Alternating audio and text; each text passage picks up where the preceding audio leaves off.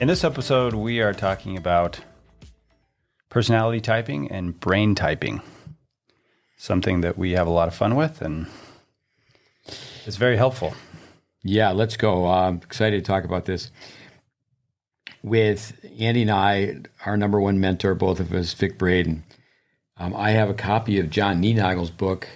It was autographed, dated 12/31/95. Vic wrote, "Steve, this book is the future for us. Hope you enjoy it," Vic Braden. Yeah. We'll get into Myers-Briggs first. And then this right here is Niednagel, John Niednagel. Now his son Jeremy. Yeah. Working so closely with him. The efforts went all the way to the cover of Tennis Magazine. Yeah. But let's go through the Myers-Briggs, mother-daughter. Yep. The mother started almost 100 years ago, 1921. Her studies were basically off of the Swiss psychiatrist Carl Jung. Yeah. It's really, their approach is, how does one experience the world? It's not scientifically validated, the Myers-Briggs type indicator or personality test. Yeah. But it's a tool, it's an instrument. I like to use it as a self-report. In this magazine by Niednagel, it's something we have our students fill out all the time. There's so many questionnaires, there's so many surveys. Mm-hmm. But quickly, it's understand yourself, understand others. Sometimes it's criticized as pseudoscience. It's a lot of times in the world of academia, if someone doesn't have an MD or a PhD, some really good things get snubbed. Yeah. I've had at least a half dozen tennis parents that were psychiatrists or psychologists who said the Myers-Briggs is the best thing they ever learned in school. To this day, all over this country, the U.S., college campuses and universities use the Myers-Briggs for job placement, trying to guide students on what to do. It's used in marital counseling. We'll talk about that as we get into tennis parenting. Opposites attract. Mm-hmm. Kids know that. We'll go through the system itself, and then it makes much more sense how a kid we can become a master manipulator because they know the parents differ. Yeah, it's really more clinical observation. One thing with Braden, I had the nickname from Vic that I was the observer's observer. I like to watch people. Mm-hmm. He called me that before he introduced me to the Myers-Briggs. It was, I met Vic in the 70s, so 70s, late 70s, but 70s and 80s. It wasn't until the 90s. Mm-hmm. And we'll talk about that. Vic was so enthusiastic about so many different things. When I first heard him talking about how, John Niednagel's work, that's, in addition or building upon Myers-Briggs, I thought it was like Vic going from, electric myography to brain scanning to CompuTennis. Like, this is going to be it. But I'll say it more than once. He actually traveled for well over 2 decades, and everywhere he went, he took Niednagel's first book. Yeah. I mean, he was really in awe of John Niednagel. Yeah. Why don't you just touch about 60-40 nature nurture? Yeah, with the personality test. I mean, it's more, the typing, and Carl Jung is more his typology, not his psychology. But yeah, nature versus nurture, 60% inborn, so innate. And we'll get into motor skills, but extroversion, introversion, those kind of things that you're going to be innately born with one of the two or one of the different areas. But, the surroundings that you grow up in, your environment, how you're nurtured is about 40%. That's a generalization, I think, 60-40. It could be higher or lower, but that's generally accepted from what I've heard, 60-40. So the 40% is still very, very important. Obviously how you're raised and grow up, but under pressure, especially, people are going to revert to their innate inborn design. Well, we have young listeners, but also just the history of the game. People should know who, young or not, Stefan Edberg and John Mcenroe. Yeah. I think one of the best ways to tell people, hey, okay, listen up. They have the same brain type. Yeah. A little bit different. Whether you're a New Yorker, or you're growing up in Sweden, everything, your parents, your siblings, schooling, everything affects the way one is. Mm-hmm. Nick Bollettieri, they have a crystal ball. Nick, he just keeps going and going. Just think about how many tennis families he met. So you have to, not that Nick is using the Myers-Briggs or Niednagel brain typing, but when it comes down to how are the people wired? How's the mom wired? How's the dad wired? How is it read? So it's in tennis, obviously, strength of ours is the nuts and bolts technique. Yeah. And then, you have to have the nuts and bolts, the techniques to start to teach tactics. But then the psychology, it's a soft science, but it's kind of like meet your brain. Yeah. And I think with Daniel Coyle and the talent code, myelin, to be a myelin farmer, to produce more myelin, and it's produced, through repetition.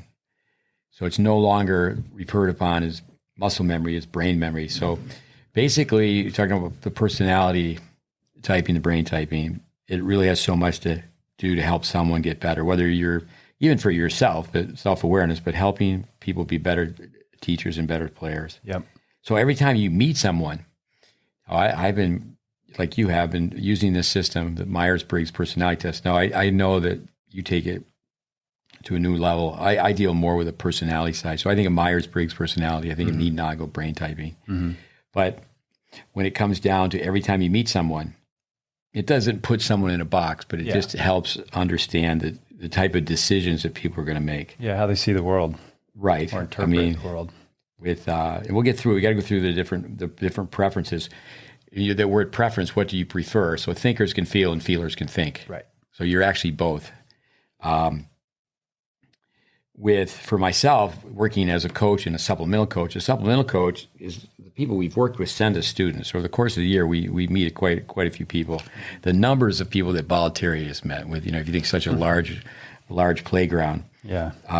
But when you meet a player, typically, you meet a player and their parents. So you multiply. I should say you add. So you meet one, but you're dealing with three. Yeah.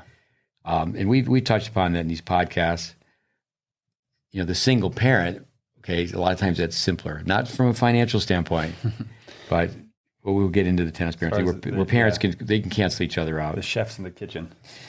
With coming back to factors that are on the table is attitude of the household, the parenting, the breakdown of the siblings, the schooling. You mentioned that, all the different experiences, the culture they're from, the challenges in front of them, the setbacks, the hardships.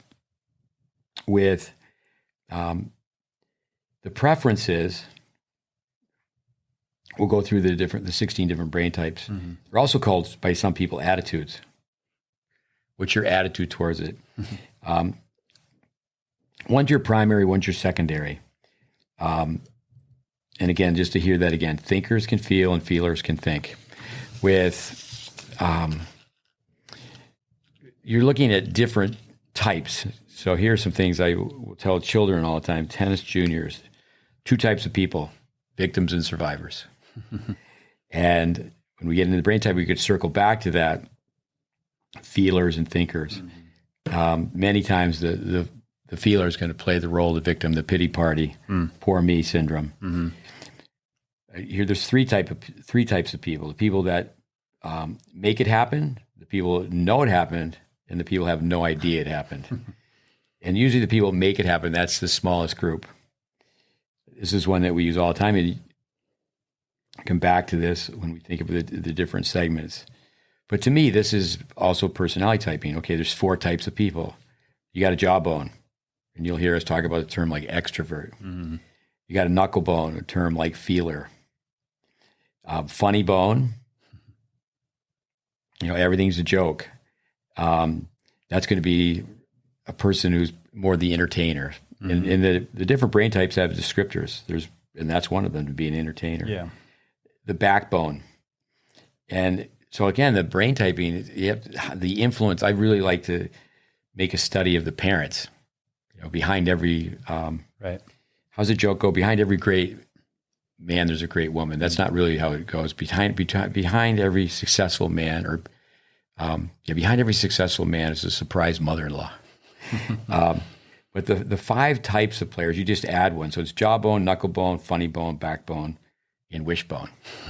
And a fantasy tennis player who's not in the moment. So we'll get into that, where terms like sensate and intuitive. You could be an introverted extrovert. You could be an extroverted introvert. Mm-hmm. It's very difficult. For example, say an introvert he or she, they're brought up in a family of extroverts, so they're forced to be an extrovert, just like someone with a job. Get some food. With the 4 sections, 16 types. Why don't you jump in here? So the gain energy, or an E or an I. Why don't you tell us a little bit about that? Yeah. I mean, you went through the benefits. For me, just going back to that quickly, with sports, obviously, and this we'll get into typing a little bit more, but being able to find your best sport, with education, your interests, your best subjects, what they may be, I think it's invaluable really for parents, especially listening. This can help you with your kids in all areas of life, and also even with your own spouse, with your marriage, it can help with understanding and all those kind of things. My wife and I were pretty much opposites. And like I was talking to Jeremy briefly today, and I was saying, there's no way that there's going to be a dirty dish left in the sink by the end of the day. She's gonna get that done. But if you can understand your significant other, that helps a lot as well. But so going into the letters, we've got E or I. So E stands for extroversion, or extrovert, we'll say. But the E's are focused on the outer world, like to expend energy. They're action oriented. They make things happen. They're energized by the world around. They engage with the world. You typically see them have more eye contact when they're speaking. They're expressive, a little bit faster in speech. And one thing that I find interesting with decision making is that an extrovert really only needs about 30 to 40% of information to make a decision. Whereas on the flip side, to talk about introverts, they need about 70 to 80% of the information to make a decision. So they're not as quick to just go and act. But so on the flip side, the introvert is focused on the inner world, conserves energy, less action, fewer tasks, generally more reflective, less eye contact when they're speaking. This is general. It's not to say that people are just bashfully shy, but softer, slower speech. Those are some of the typical things that would describe an introvert. One thing with the E and the I, E's go to a party, they get home and they call people who are at the party, ask them how they like the party. Yeah. I's will go to a party, and I's can act like E's if they're with a group of people they're comfortable with and a subject matter they're comfortable with. Yeah. But I like to tell tennis parents this: an E will go to the backboard and get lonely, and I can go to the backboard and go, this is it. Yeah. This is it. And I'll talk about, with introvert, extrovert, it's really where do you get your energy from? So the extroverts, they need that outer world. And then the introverts, they need to be alone to recharge the batteries. Yeah. And one thing that's very important is the extroverts, it doesn't mean gregarious, outgoing. Yeah. Like it's in my notes here that Jimmy Connors is an introvert. Yeah. But he was on the stage performing, no one would have ever guessed his introversion. Same with McEnroe. Where Pete Sampras was a flip. Right. Yeah. Most people would think, Sampras. Yeah, with McEnroe, it's in my notes that Braden was at a U.S. Open function, and he happened to be with McEnroe's mother, late mother, and asked, "Do you think your son John is an extrovert or an introvert?" And she said, "He's a flaming introvert." Yeah. But at the same time, he, so many years now, he's making his living speaking into a microphone. Yeah. So people would think that he's an extrovert. Yeah. I remember Vic telling me a story. I think he was at the airport in New York, and same thing. He heard this like, "Psst, Vic." He's looking around, he can't see anybody, and then around the corner comes John, like he was like basically hidden. Hey. But yeah, Johnny Carson as well. Vic talked about him a lot, how he was really introverted. Mm-hmm.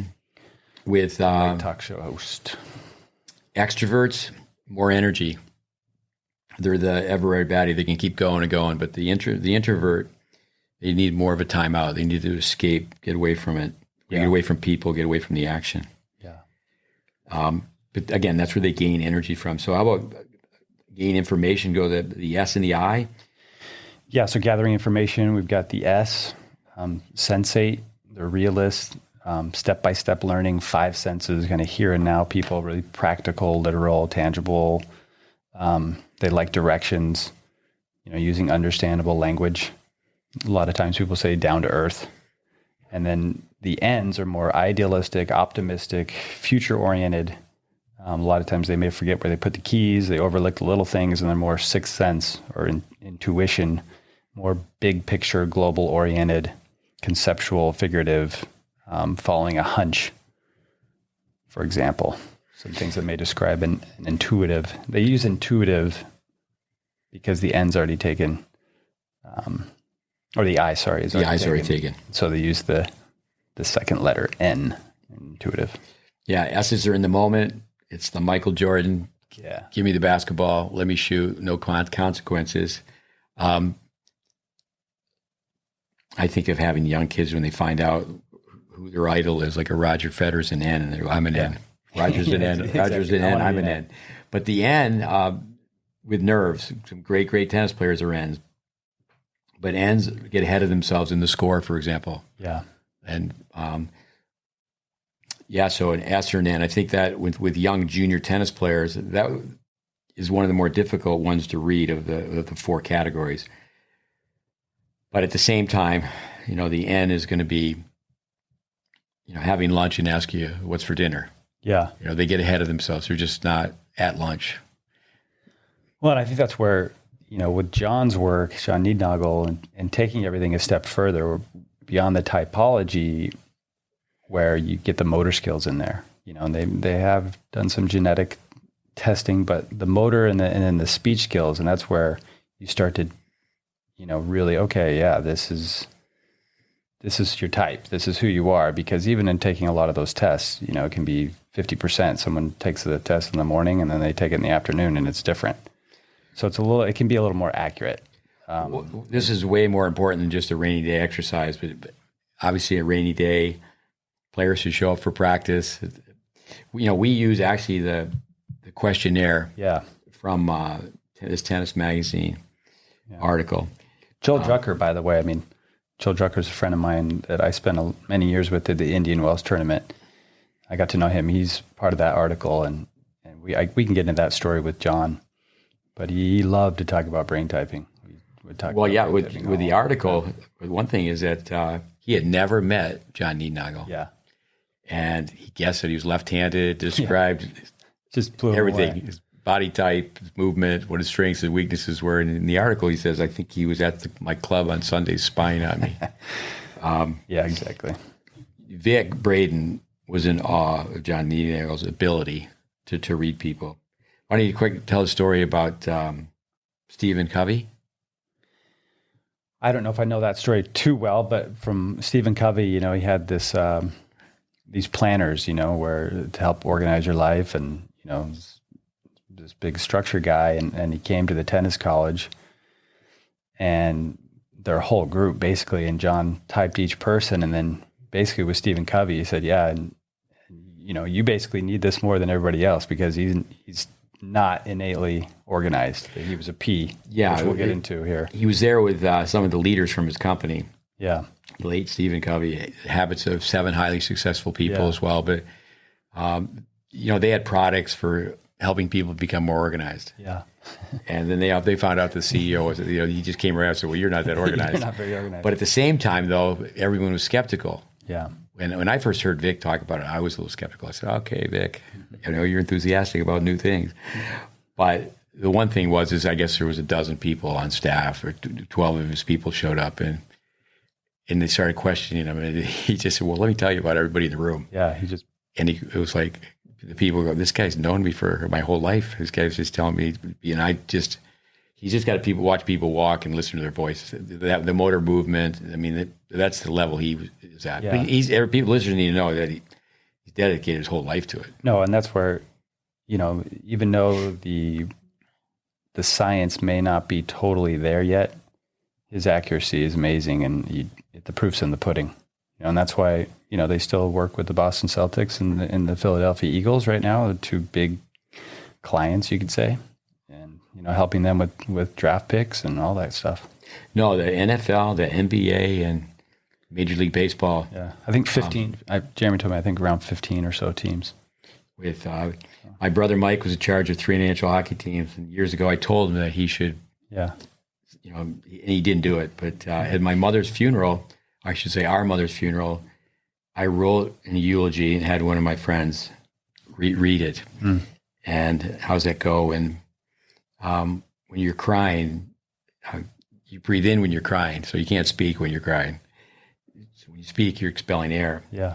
But my mother was an ENFP. Well, we'll get into putting them together. So she was a Pied Piper, and he said to me, he goes, "I've never heard of that." I go, "It's because you don't listen to me."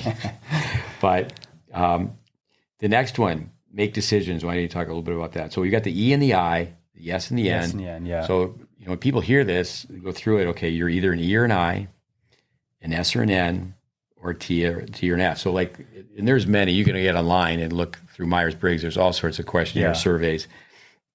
But the one from the Tennis Magazine is one that we use. And it's just very simple questions. And actually, when you fill it out, there's an A or B. Yeah. But then C is for when somebody else fills it out, what do they think you are? Exactly. I think it's a good idea to have your parent, have your friend, have multiple people, and then. Oh, even in a group setting. Yeah. We use the term, ask a question. All right, your doubles partner, is he a T or an F? Thinker or feeler? And it's like, sometimes the answer is he's a capital F. Okay. There's positives and negatives to each category. It's not like, okay. And again, you can, with someone, if they're a feeler, that's your job as a trainer, a teacher, you just know it's going to be more work to bring the T out. Yeah. And that really in the end is the goal, is that to become balanced. Yeah. So thinker, feeler, one thing to point out that has nothing to do with gender. So it's not male, female when you talk about this. But thinkers are more logical, systematic. They tend to criticize a little bit more. They're into laws and justice and truth over tact. I think that's a big one. Command, they're a little bit aloof, or can be, and issue oriented. And then the feelers, the F, is more personal, subjective reasoning, tends to appreciate, believe in mercy, tact over truth, persuasion. They're warm expression, personable, and a little more people-oriented, generally. Yeah, it's logic or emotion. Yeah. Now, for example, for myself, I'm a ENFJ. I'm an introverted extrovert. A lot of times people could show up, and I run programs where there's 20 plus courts, and I could be over in the corner doing video. People don't know I'm in charge, but there's other times where I have a whistle. Yeah. There's other times where I can have the coaches all sit down with me, and I can run the program from one position, as long as I have my whistle. Yeah. So logic or emotion, some 8-year-old, they've got the wrong grip on the backhand side. A lot of times people think being a feeler is a bad thing, but it's a great thing. When it comes down to, yes, we need to put gasoline on the fire over the fact that the kid's got the wrong grip. He's only 8 years old. Yeah. So you're E or an I, S or an N, T or F. Yep. And then the last one? Yeah, it's basically, how you're going to take action. J's, and where John is taking this a step further is, he's talking more. I was talking to Jeremy today in all the, I guess you'd say lingo with when you're talking about the brain. The more he did all this research and getting into the neuroscience of things, it started to make sense to use terms that refer more to that area, talking about the brain, whether it's left side, right side, front, back.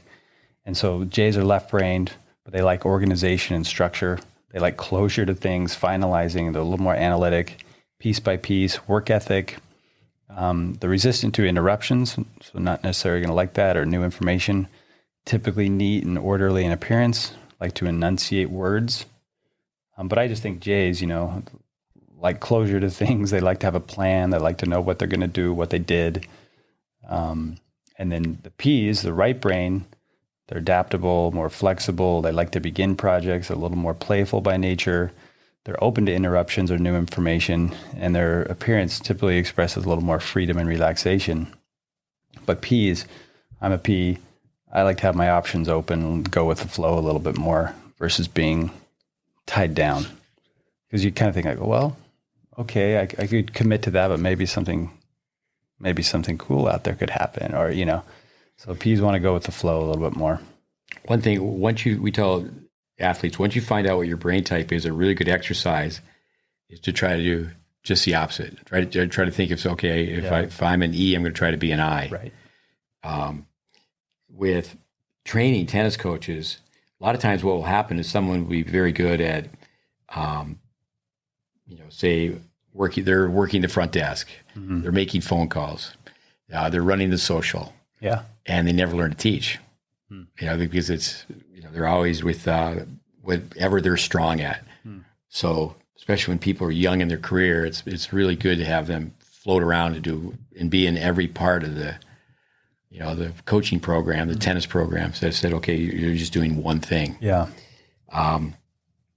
So here are the 16 descriptors in ISFP. Now, in Niednagel's first book, and then even now he spoke to his son Jeremy today. I know from his first book, he went through athletes from yesteryear, and at the time current athletes. I had a friend of mine take Niednagel's book, and it was Jim Courier's mother. It's okay, read what he wrote about your son, and then tell me if, just like with Vic Braden asking John McEnroe's mother. So ISFP. And so you're saying you showed it to Jim's mom? My friend had her read the book, and she said, "Yeah, I agree with what Niednagel said." Yeah, that's cool. ISFP, friendly artisan, an INFP, an idealist. ISFP is a helper. INFJ is a wordsmith.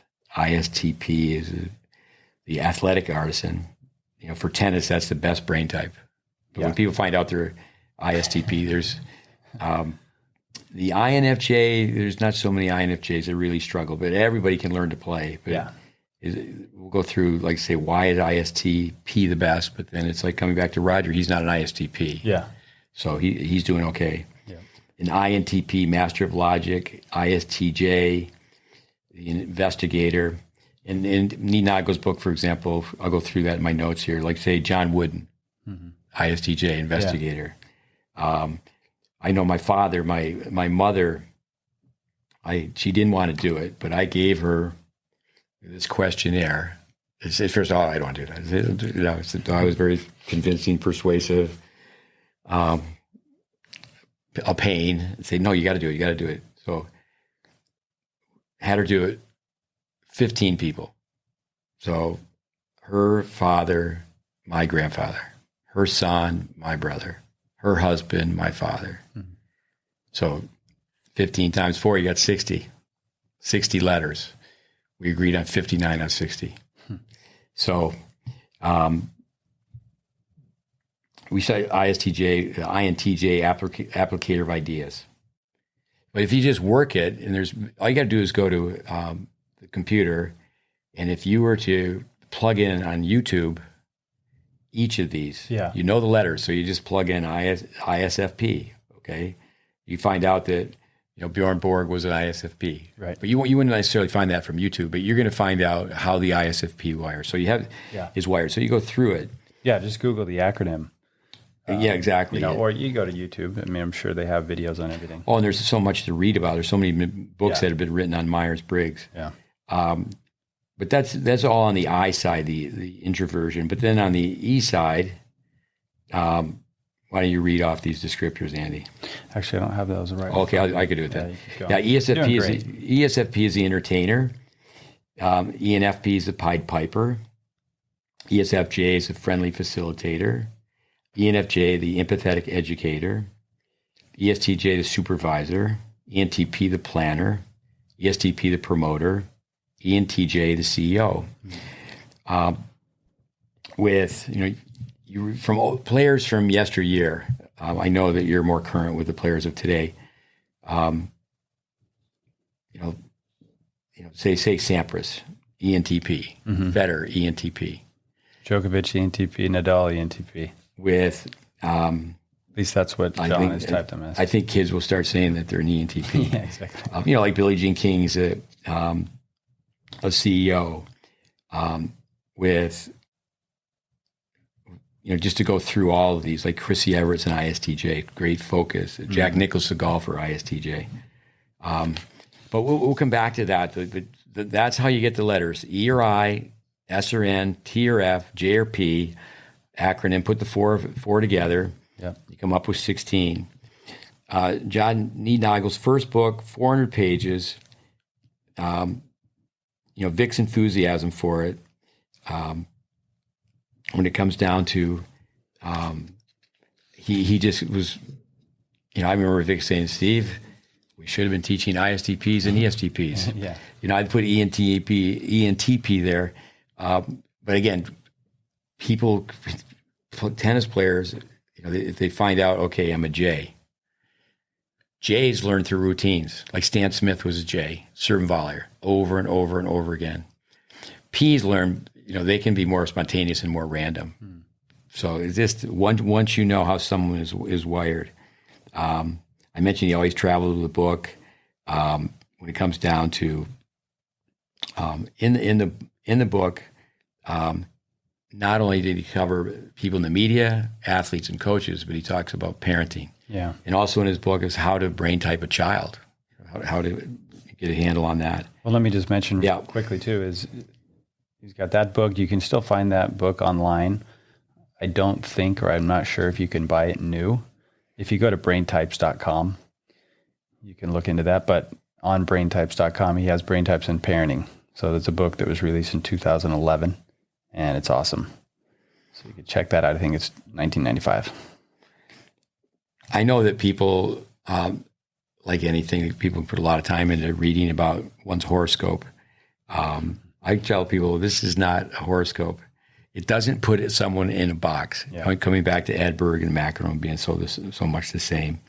Yeah, the nature nurture, but there is that inborn preference, if you will. Yeah. Coming back to NBA, NFL, Major League Baseball. There's been big decisions where Niednagel, for example, understand that Ryan Leaf is doing much better, has life together. But Ryan Leaf and Peyton Manning. And Ryan Leaf, I believe it was ESTP versus an ESTJ. But the ESTP, it's interesting, almost every quarterback in the NFL is an ESTP. Yeah. And a lot of the famous ones. Yeah. So what it comes down to, major decision with the movie, which I'm a big fan of, Miracle on Ice, Herb Brooks, 1980 Olympic hockey team. He had the players go through testing. They were taking psychological profiling, personality type. And one of the lines from the movie, I don't want the best players, I want the right players. Yeah, I love that. With to me, I would think college coaches would want to be all over, trying to find out.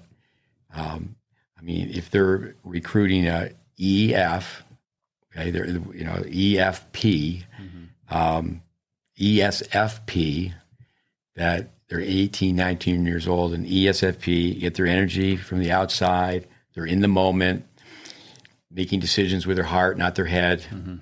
They're going with the flow. They don't have a structured day. They're away from their parents, and the ESFP is going to go out on Tuesday, and they're going to ask what's going on. They're going, I'm celebrating Tuesday. And they're going to go out on Wednesday. You go, what are you doing? I'm celebrating Wednesday. Yeah. But to know that okay, the ESFP that's the entertainer, and they may party a little bit. Well, and then also when we get into motor skills, that's not quite. Yeah, we'll go through that. Yeah. Motor skills with.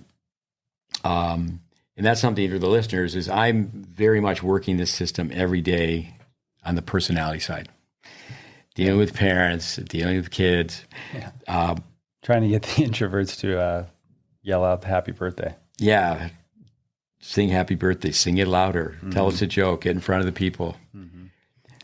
In front of the people, and they just totally freeze, and their heart rate's going way up, and they're inside, they're just imploding. Leave me alone, leave me alone. Yeah, you got to get out of your comfort zone. And that's where you want the extroverts. Okay, mom and dad, to tell a kid to shut up.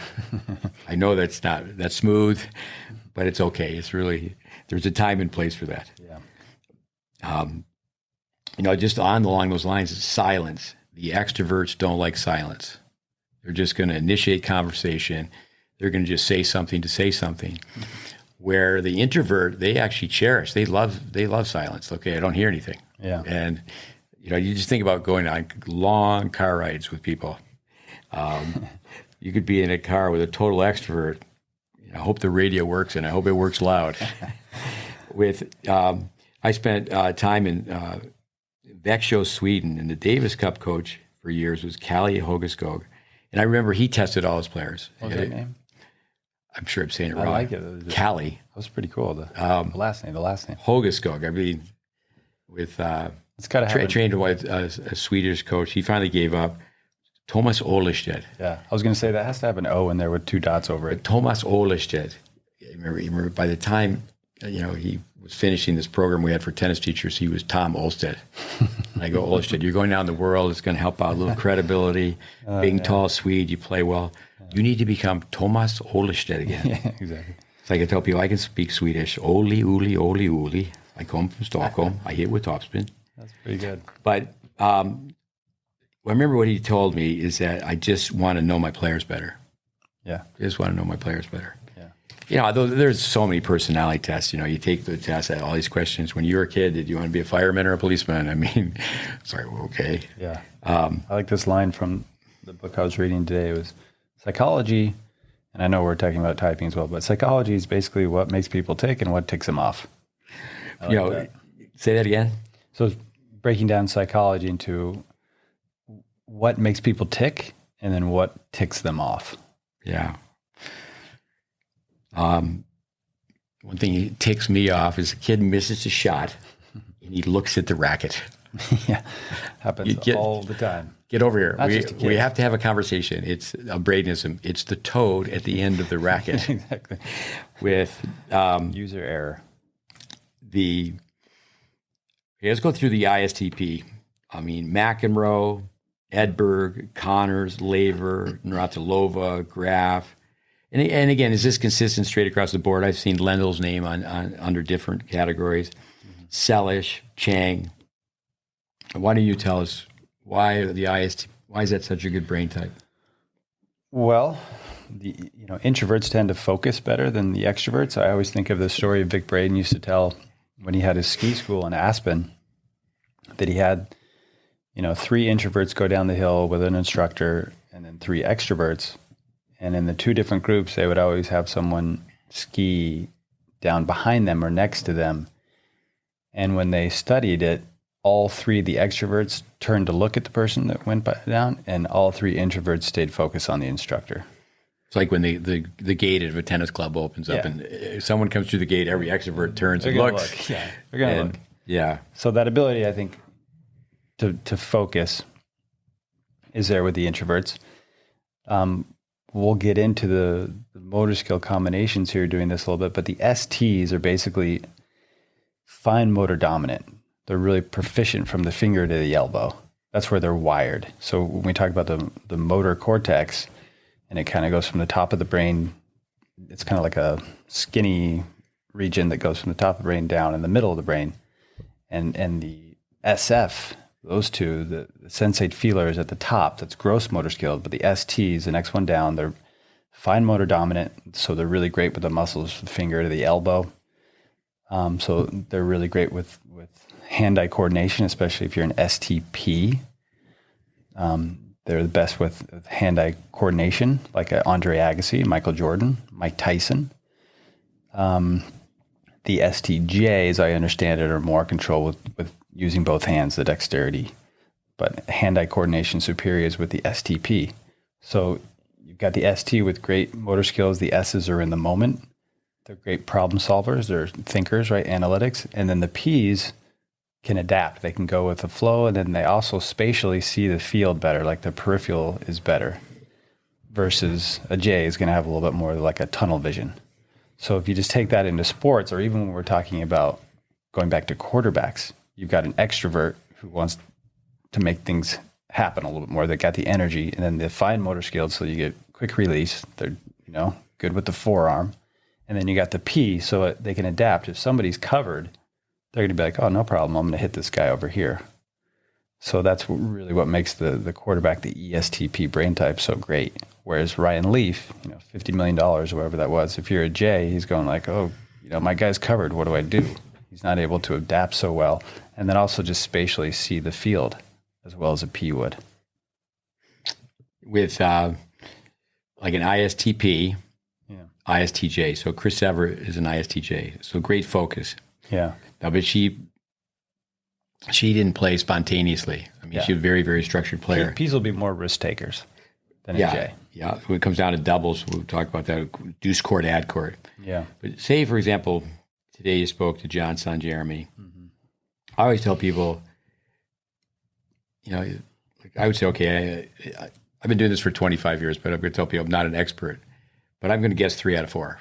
Yeah. If you guess 3 out of 4, you're in the ballpark. Yeah. There's a famous story about Chris Everett when she was a kid. She was playing, and now that I'm at that age, I could say this without any hesitation. When you're between 65 and dead, so a lot of the people, they volunteer, they're lines people. So an old person, love old people like myself. So this old person brings the chair out and almost puts it right on the baseline.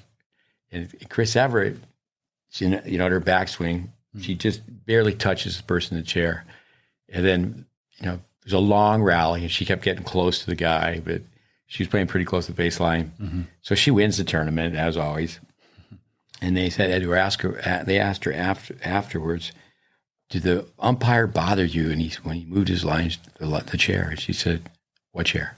What umpire? Exactly. She was just so focused. Yeah. And that is a fact. Today, kids, their attention span, you just read here, there, and everywhere that it's going down because of what they do with electronic gadgets. Yeah, I mean, you always talk about you can't microwave tennis, you can't microwave player development, stage development, but these days you can, just like you said to the listeners, if you want to Google ISTP, you can do it and have an answer right there in your fingertips within a few seconds. So it's instant gratification. I used to tell kids we'd be in a van, and I'd say, all right, for tomorrow, everybody bring in a quote from Winston Churchill. Mm-hmm. And now they yell it out. Got it. I got it. Yeah. Exactly. It used to be go to the library, or if you're lucky if your parents had an encyclopedia. Instead of encyclopedias, you could just look it up. Yeah. So ISTP. The P's, by the way, I mean, we're just kind of going to go through this as we go along here, but the P's are going to be more fluid in their movement. J's typically are more mechanical. So you'll see that. I mean, we're talking to tennis players here.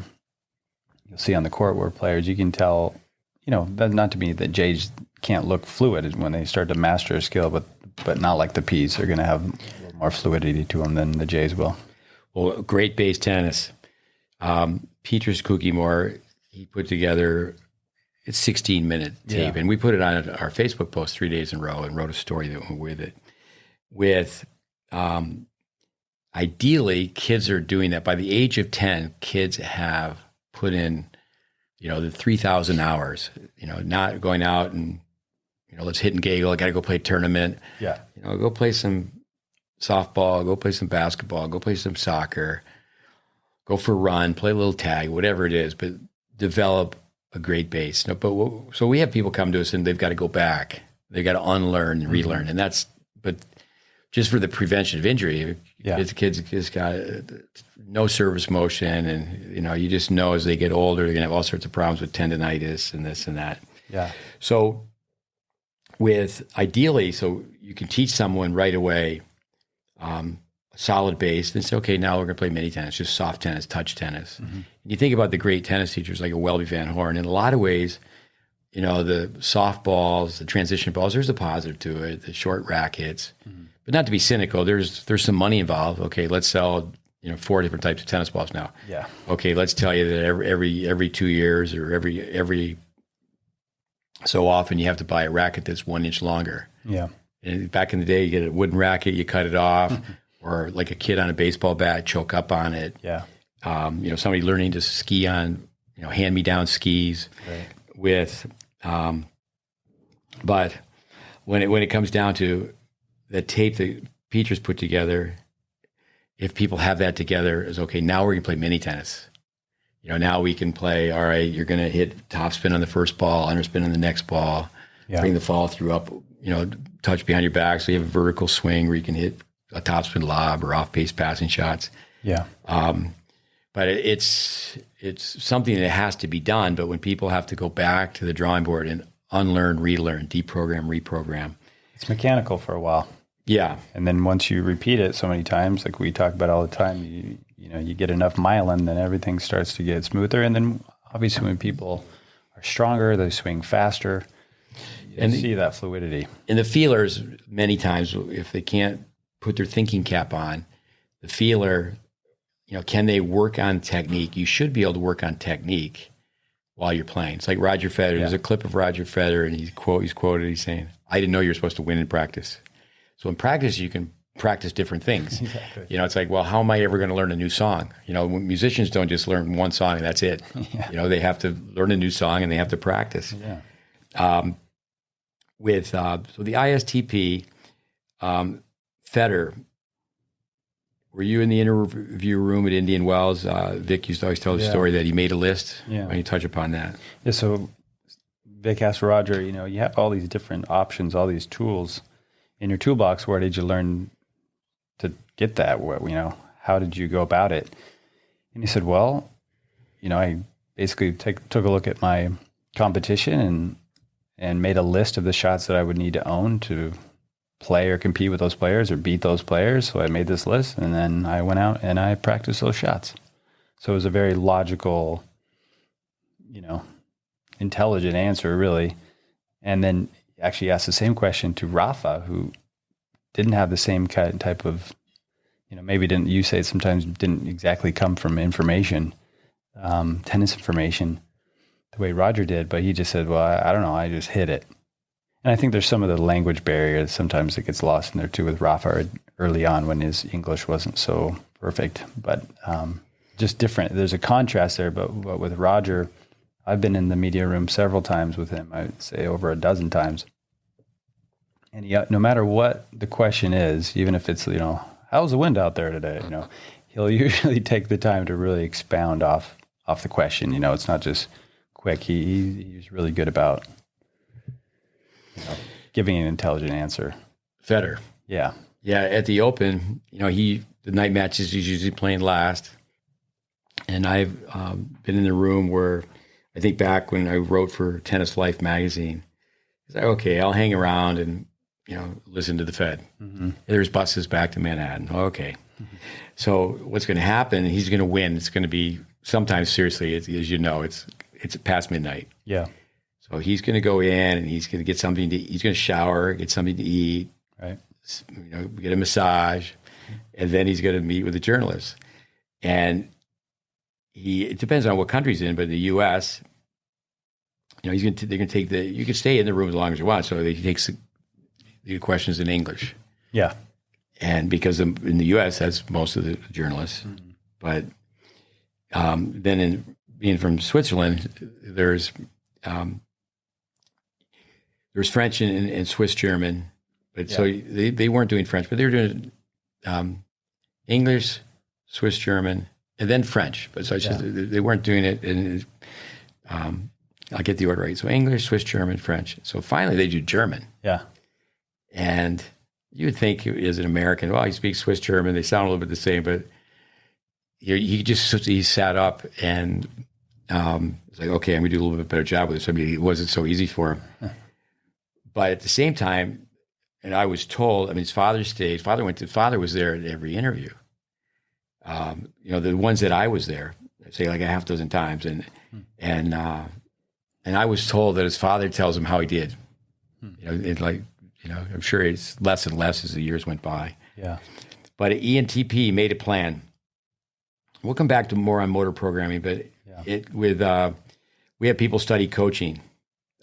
Vince Lombardi, the Lombardi Trophy, the Super Bowl trophy, the Green Bay Packers. You think about his career where he was an assistant coach at one time, and Tom Landry. I believe Lombardi was in charge of the offense and Landry in charge of the defense. I could be wrong, but I just think these two guys were assistant coaches at one time. They asked the head coach, what do you do? He goes, I just read the newspaper. But he's an ENTJ, and ENTJ cannot not lead. They're CEO. So you could Google that. Yeah, a lot of presidents. Yeah, a lot of presidents, a lot of politicians. They're in charge. One of those 15 people that my mother, I just knew, sibling who's a CEO. They know what time the trains are coming in. They know what happened before they were born. They make it seem like they were there. With Bill Walsh, what a coaching tree the late Bill Walsh has. So many, NFL coaches, big-time college coaches. Both Bill Walsh and Pat Riley were ENFJs. So like an ENFJ, I know that's the way I'm wired. So you get your energy from the outside from people. You just put those down because you're an ENFJ. No, I read you. Okay. But when it comes down to, there's not many tennis players who are ENFJs. I mentioned Courier. Yeah. But when it comes down to, from a coaching standpoint, not necessarily from a player standpoint, and that's where when you find that someone's a really good player, I'm more interested in the character of tennis than technique. Yeah. People come to see us for technique. Yeah. Okay, so they get their energy from people. And then in the end, they're thinking down the road. So I know, okay, I got to try to make it a little fun for this 10-year-old.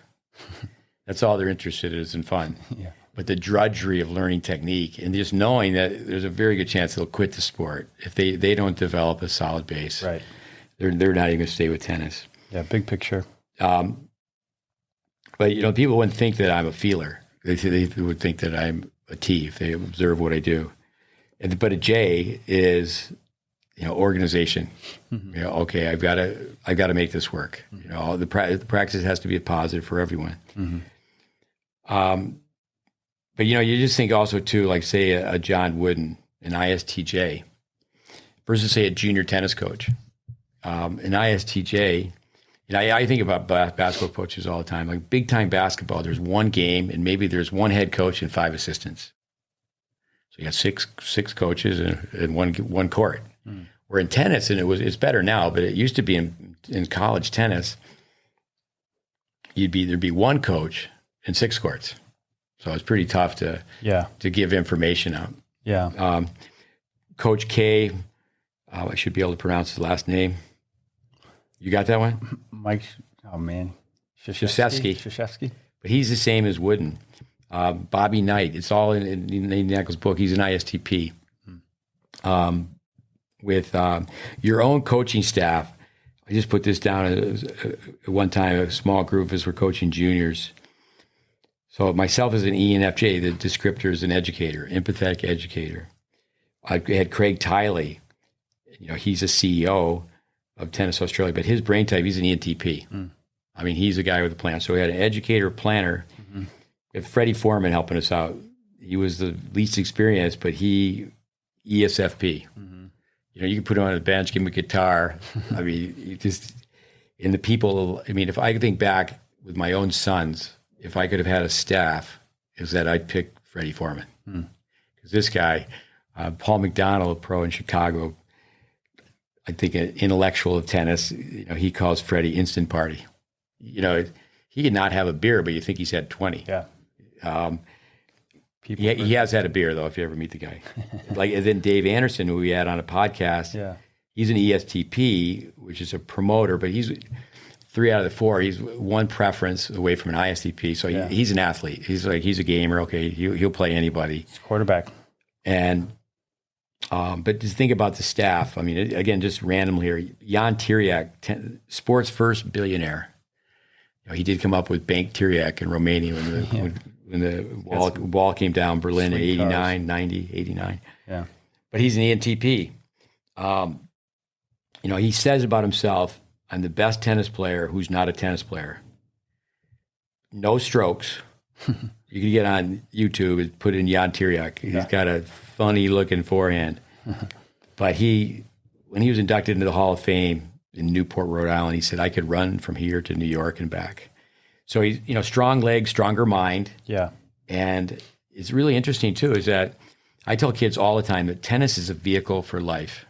And when it comes down to personality type, brain type, understanding yourself, understanding others, making it work is going to have a lot to do with not just forehands and backhands, not whether you win or lose a tennis match.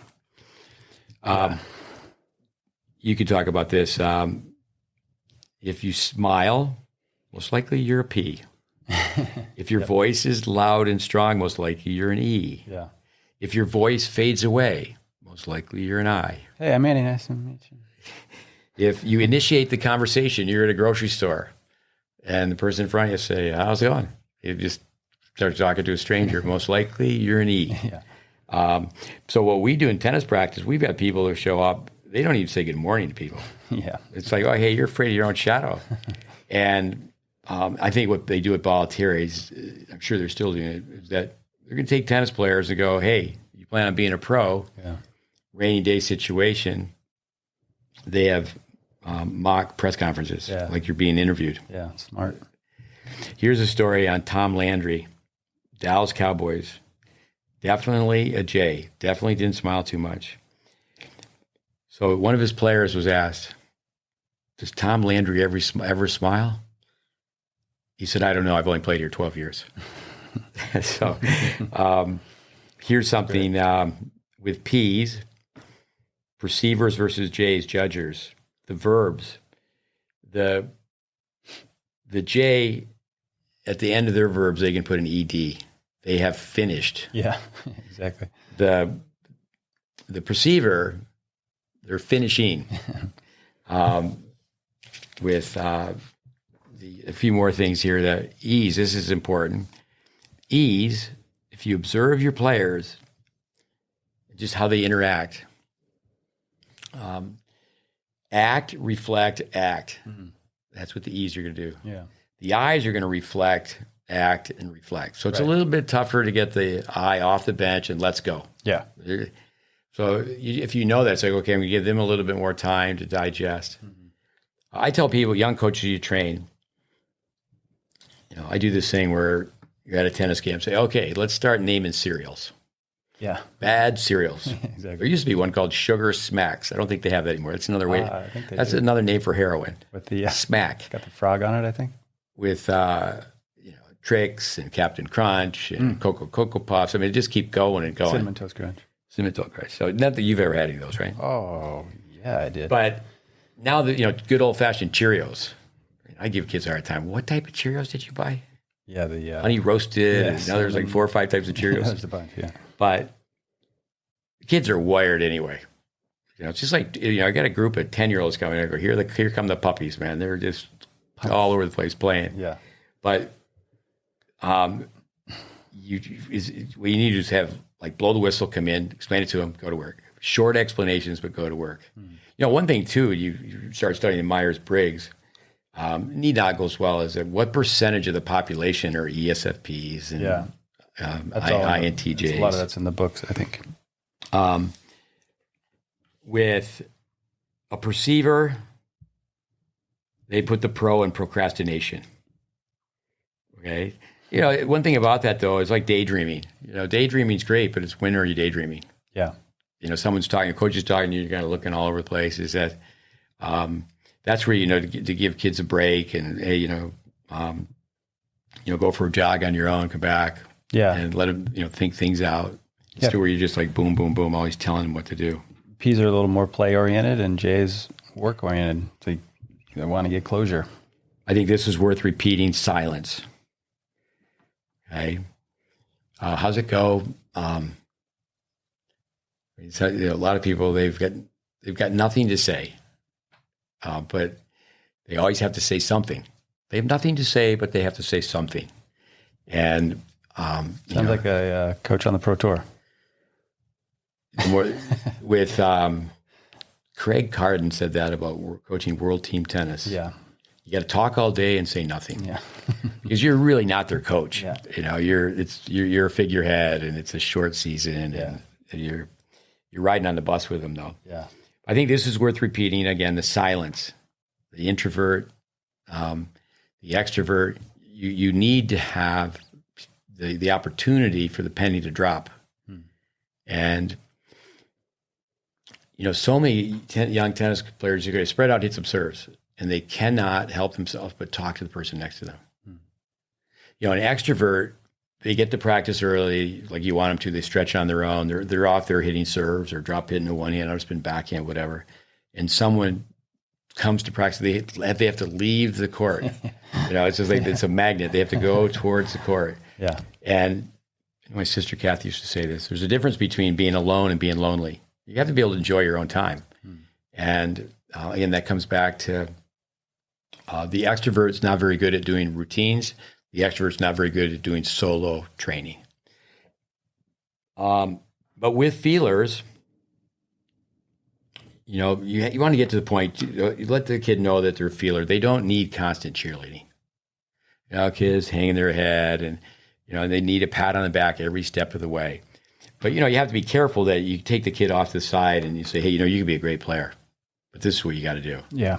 Say, hey, come here. You could be a great player. You want to be a champ or a chump? You could be a chump. Excuse me. You could be a champ. Yeah. You could be a champ. It's like with, if you're goofing around, you will become a goofball. Tell me what, and just ask a kid, he's 10 years old, tell me what a goofball is. I don't know. A goofball is somebody who always goofs around. Let me go through it one more time. You're always goofing around. And people goof around all the time, they become a goofball. How do you become a goofball? And they just by goofing around. So, why don't you get to work? That's where, trickery. Vandermeer was great at that. You're going to play, you got to get kids to hit the ball well and say, okay, we're going to have a form tournament. Okay, if you drop hit a ball, you hold your follow through, the ball hits the fence, you get 2 points because one, your form is good, and two, you stayed on balance for that long.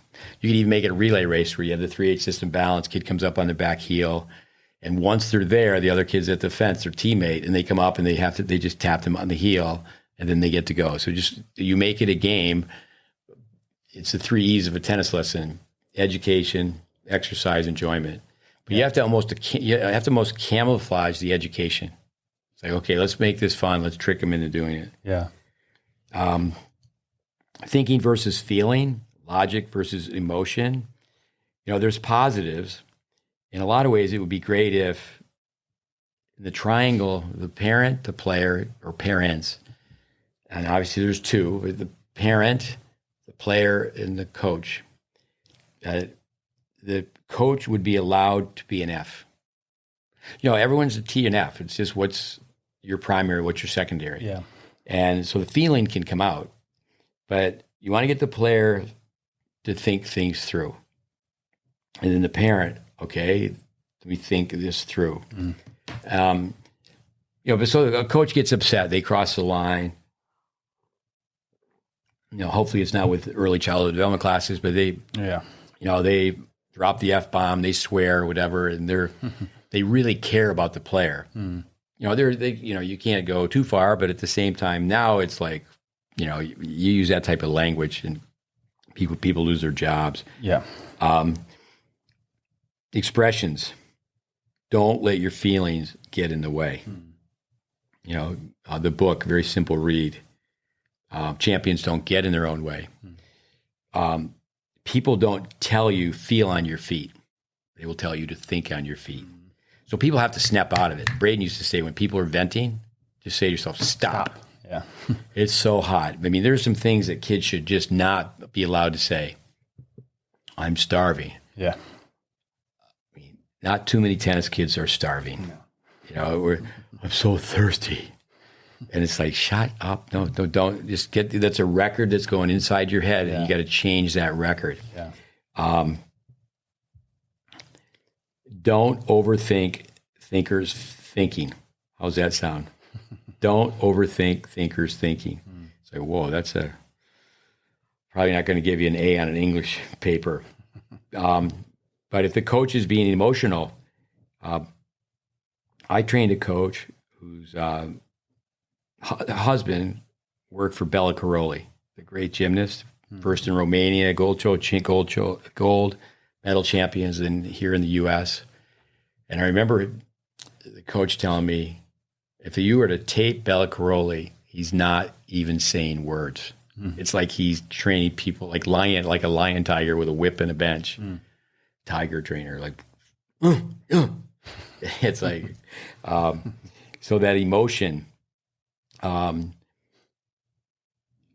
I mentioned, I have no problem getting emotional over a kid who's got a palm up serve. Yeah. I've been working with them, and it's instruction, destruction. I call it kick your own sandcastle. Yeah, You've worked and you're getting better and they're getting better. Then, and, really in the end, the tournament's going to get the $50. The tournament's going to get the $75. They're in business and they want you to play. Yeah. It can sound bad towards the profession, but a lot of club coaches, they're telling the parents, play. And they go off and they don't do so well in the tournament, and the parents bring it back. Oh, they need more lessons. Right. But that way, the club pro gets the weekends off. Yeah. They get the weekends off. You said P's go with the flow. J's get organized. That one brain type, though, the ENTP. I remember Chad Berryhill, Ferris State. I had him take this survey Joel Trucker, Vic Braden put together. And he's an ENTP. And wanted him, selfishly, he wanted to be a college coach. He's a college coach. So he started with us. It just worked out where, I remember him, I had to talk to the athletic director. Said, "Why do you put some glasses on so you look older?" I think he was 22, 23. He became the head coach. He won a national championship. But being an ENTP, being a planner, my self-motive was it'd be great to have this guy come in and help us, put together like what we're still trying to do, to help out tennis teachers, all these ideas from coaches from the past. But, what happened is he was coaching the team, helping us run this full-service tennis program. And that was junior college, so the rules were different where we could interface the junior program with the college team. At the same time, he's getting a master's degree. Yeah, I remember that. But ENTP, here's something with the brain typing, cheerleading versus coaching. So you think, okay, let's work this system out. Who's going to be the cheerleaders? The E's are going to be cheerleaders. The S's that are in the moment, okay, the feelers, they're going to be a cheerleader. And then the P. But the kid needs positive pump. They need, okay, let's encourage them. But at the same time, what's the opposite of that? So you got an ESFP. An I is quiet. They're not seeking energy from the outside. They're taking it in like they're watching the movie, not like they're the tennis parent. They're not in the movie. It's the player who's in the movie. But the extrovert, like, I know I'm in the movie. I'm a character in this thing. And then they become a character. So they tell the E parent, try to be an I. But the E's have all sorts of positives with their work ethic, and so it's just there's a different approach to the parent understanding when to do what. Yeah, when it comes home, it comes down to just doing work behind the scenes, going. It's like an NFL coach. They work around the clock. The players go in, they work 9 to 5, but the coaches are there before they get there, and they're there afterwards. But an S, a young kid, their parents should be thinking, this is 10-year-olds. Don't get too excited. Conscientious neglect. Yeah. The feeler, the parent should be going, I'm going to think this through. I'm not going to show so much emotion. Because if you're getting all pumped up and they're winning, they're winning, as Vic Braden would say, they're winning the Pismo Beach closed. Yeah. And you're jumping up and down like it's the Super Bowl, that kid's going to choke down the road. Yeah. So the parent really needs to have the poker face. And and then the P is they need to say, okay, this is part of it. What are we doing after this? Okay. They've told us to practice before practice and after practice. It's not like, okay, let's go get a milkshake. Yeah. I mentioned this, try to be the opposite. Yeah. Find a balance. Balance, but sometimes too, like you said, to sing happy birthday, you're throwing the imbalance at them so they will be balanced. Exactly. It's like, okay, let's let's exaggerate this. The doubles. Get out of your shell. Why don't you talk about deuce court, ad court? Where do you put the extrovert? Where do you put the introvert? Well, Motor programming. That's one. Lefty, righty, that's another. So it's not such a simple answer, but Vic used to say that you're better off most of the time with the introvert in the deuce court, extrovert in the ad court. Yeah, steady. Also, too, people don't really realize this, all the way to the Grand Slams. It's a big myth. The macho male ego, right. They put themselves in the ad court. That's the make it or break it. Yeah. It's the point before that determines whether you're ad in or ad out. Yeah. If you're playing the deuce court, you'll take more balls. So say if you and I are playing doubles, you play the deuce court, I play the ad court. The game, we play 5 points. Yeah. You've taken 3 returns, I've taken 2. It comes back to you. You're taking the 4th return, and I'm still at 2. Plus, over 85% of players are right-handed, and they want to hit a forehand, and they pull horizontally. Mm-hmm. And it's like in baseball, it's the left field. The kid who picks his nose or picks the dandelions, in baseball, you put that kid in right field because they can't catch. Yeah. But now another thing, too, is that 85% of players are right-handed, and 85% of pros easily are teaching strong continental grip, elbow in, and the racket face is facing left field. It's facing the deuce court. Yeah. Things have changed a little bit with the no ad scoring, but the stats as far as that's a good point. Certainly the serves now. A lot of it's an eye formation. We should just have a podcast on doubles where the back Gonzalez, where he had such a great serve and he stood right by the center mark on the baseline.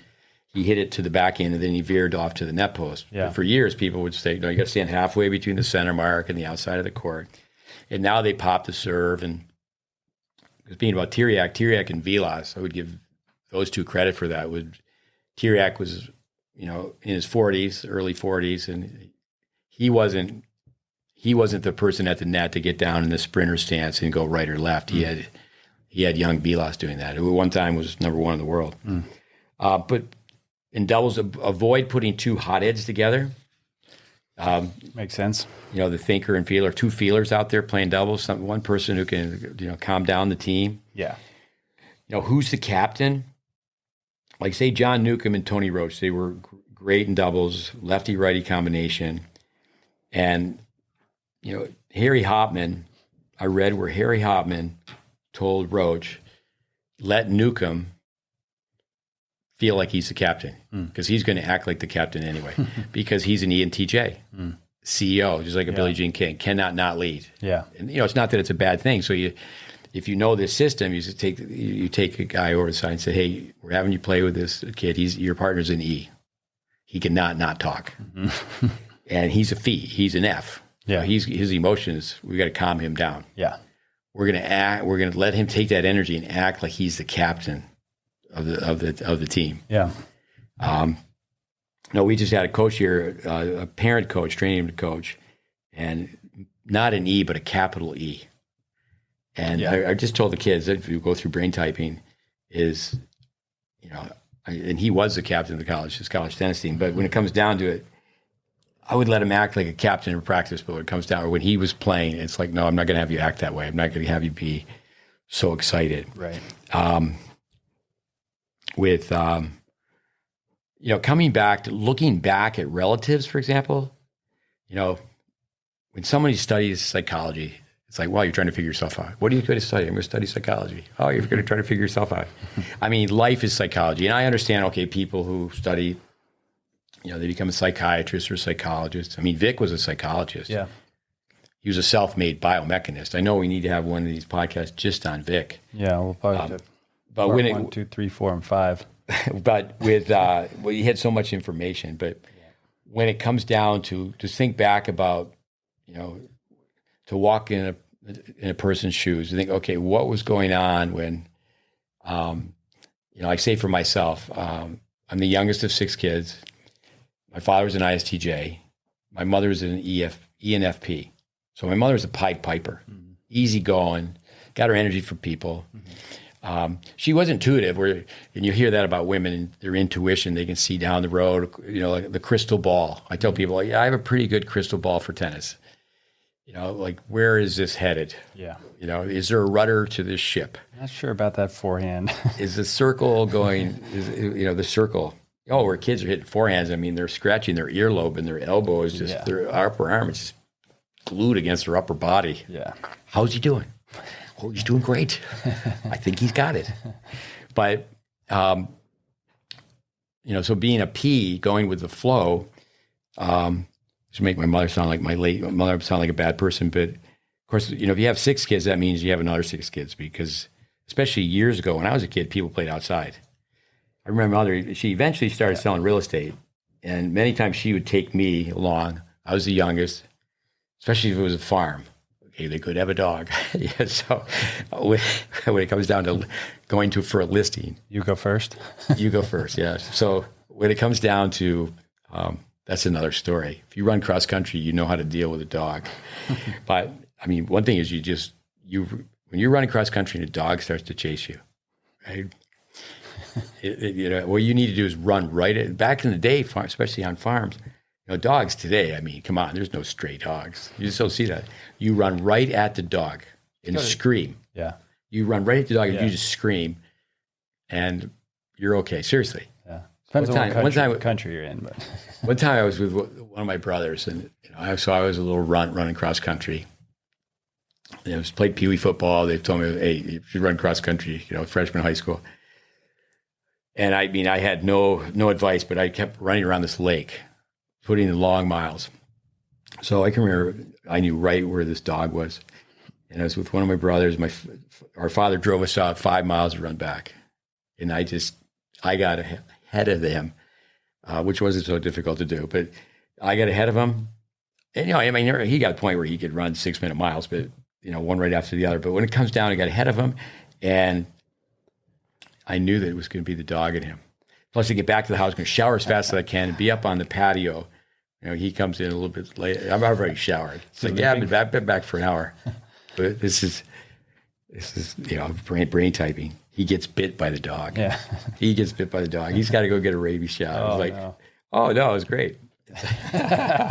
But so my mother had these rules: is myself or a friend, Mrs. Smith, I have a stomach ache. She goes, I don't believe in stomach aches. Go play. Yeah. I don't believe in stomach aches.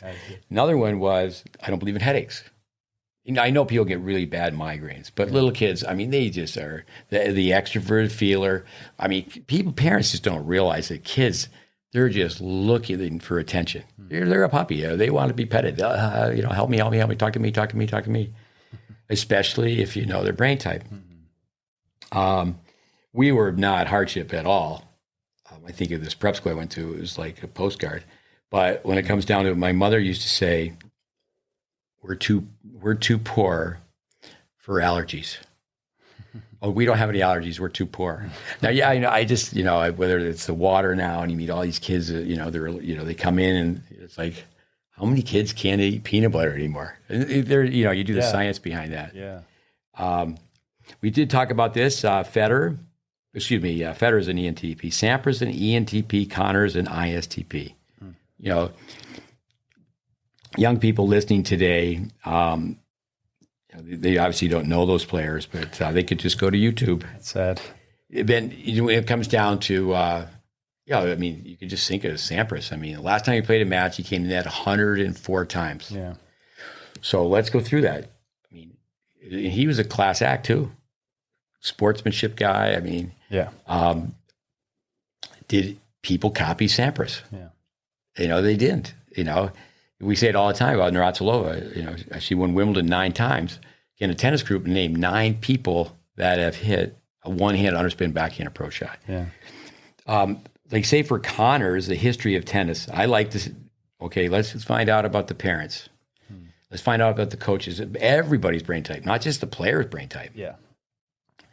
Behind a P, there's a J. There's got to be structure. Like say, Steffi Graf. Married to Agassi. Agassi, in Niednagel's book, he's an ESTP. Graf is an ISTP. But when it comes down to Peter Graf or Mike Agassi, they had a plan.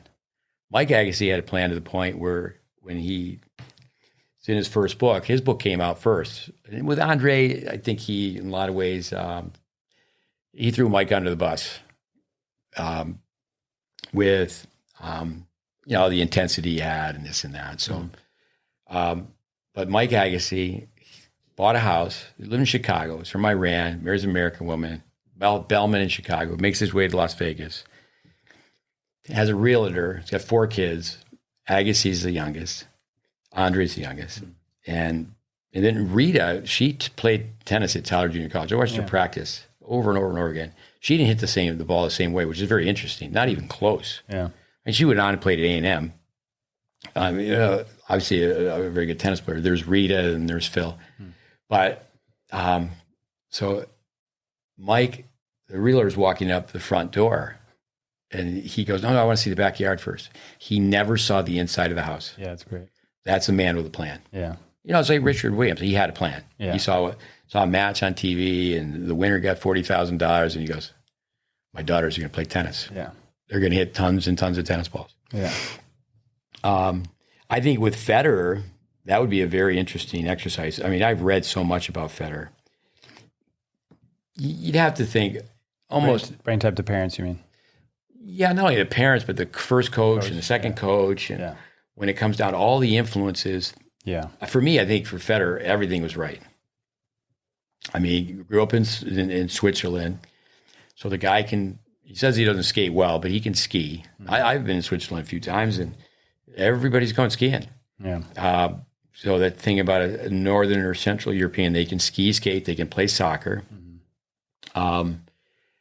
You read about the father and, the relationship he had with his son, where he left him at the tournament and he had to find his own way home. But, obviously in Switzerland, it's like, okay, I'm going to get a bus, get on the train. And he was looking for his father. And his father left, I don't know how many francs at the front desk. Yeah. There's so many stories about Federer where, he's at a club. Most of you spent so much time in Europe, lived there, where you can buy a beer at a tennis club.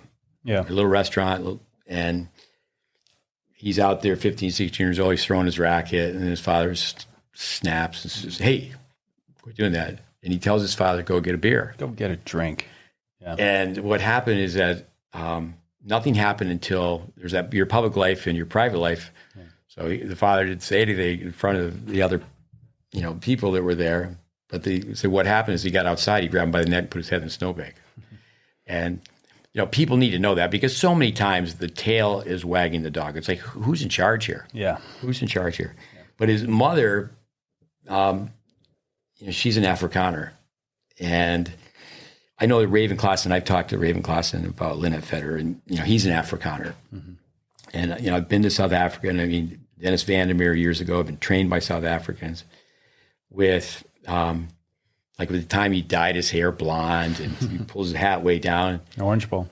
Coming back to my brother, who was in charge of 3 national hockey teams drafting players, he told me that I want to draft players that are afraid of their mother. Yeah. And I spent quite a bit of time in Russia. In Russia, there's more female coaches than there are male coaches. Now here, it's just so lopsided. There's so many male teachers in tennis. Mm-hmm. But for the longest time, all over the world, women didn't get a fair shake when it came to jobs. So tennis wasn't an Olympic sport. So to be a tennis coach was an inferior job in Russia years and years ago. But you go to Russia, and the women are yelling at 5 and 6 year olds. They're treating them like it's a sport, and not in America. Yeah. My mother used to say that about kids in elementary school. It was such an imbalance because they had all female instructors. But with Federer, you go back to the way he was taught in the beginning, static balance. Yeah. That structure, that the coach, I always tell his name, Adolf Giuseppe, they call him, Adolf Giuseppe. Kavoski. So they called him Seppi. I think he should be the most interviewed guy in tennis, in junior tennis. It's what did he do? Yeah. But the mother said he stood in one place, on balance, long follow-throughs, the entire lesson. Mm-hmm. That's a J. Yeah. It might be a P, but the curriculum's a J. Yeah, it's structured. With other types of brain. There's so many personality types. I should say there's so many other personality tests. Yeah. I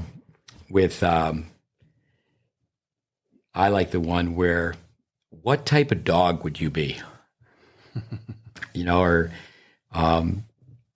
you're that little Mexican Chihuahua, it barks. I've only seen the TV show one time, the Dog Whisperer. Yeah, I like that show. And I have been called the Junior Whisperer. And it's just like, you got to come in strong. You can't say, well, I'll be really nice. I'll be their buddy. Yeah. Let's make them have fun first. Fun. Right. And then you're going to come and be the heavy. Yeah. In the wonder years, a lot of young parents, they make those mistakes in the wonder years. Yeah. With, aren't they so cute? Aren't they so adorable? There's one called the Enneagram. You choose, there's 9 words and you pick out 3. The disc, where it's 4 words, the dominant, influencer, steady, conscientious. There's one for shapes. Are you a square? Are you a squiggly line? There's so many that people could look at. Yeah. The typical scene is the psychiatrist gets the person to lay down on the couch and they do the word association. Right. But with, say someone is great if they could be a golden retriever once they leave the court. Parents, when it comes down to knowing the way they're wired, is go, okay, as soon as we get on the tennis court, don't think of me as your parent. Off the court, okay. Yeah. Okay, we understand this, to the point where, okay, but we're on the court. It's just going to be all business, all business. And, I think of Maria Sharapova, I figured out a long time ago, my parents were for me. Right. And the sooner people can, figure it out. It's like John McEnroe doesn't like to have people go cross court, down the line, do all these drills. It's like, just go play and figure it out. And it's amazing that kids can't figure out. There's a book, I should be able to just rattle it off. It's basically, it's very similar to Talent Code and Bounce. Help me out. Do you know extraordinary, ordinary?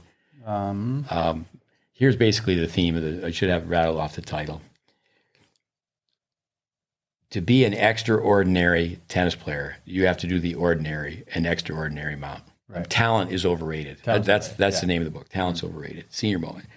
But when it comes down to never even using the word talent, but just extraordinary amount. Yeah. Kid wins a tournament and it's like, okay, what restaurant do I go to? And they don't even stretch. And it's like, let's find a court. Let's go practice.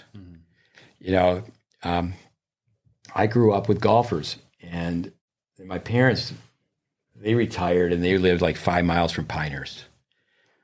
So I would be going from the Northeast to Florida, and for several years in a row, I was there during a pro golf tournament. And it's the first time I'd ever been around a pro golf tournament. And I can remember watching this guy, Peter Jacobson, imitate all the pros, and everybody was laughing. It wasn't funny to me because I didn't know their idiosyncrasies. He would imitate everybody. But they would all show up and practice. And they would get done with their 18 holes, and they would go practice. Yeah. And I remember telling my father used to win the club championship. I said, no wonder you guys are hackers. I go, you guys don't practice like that. Yeah, exactly.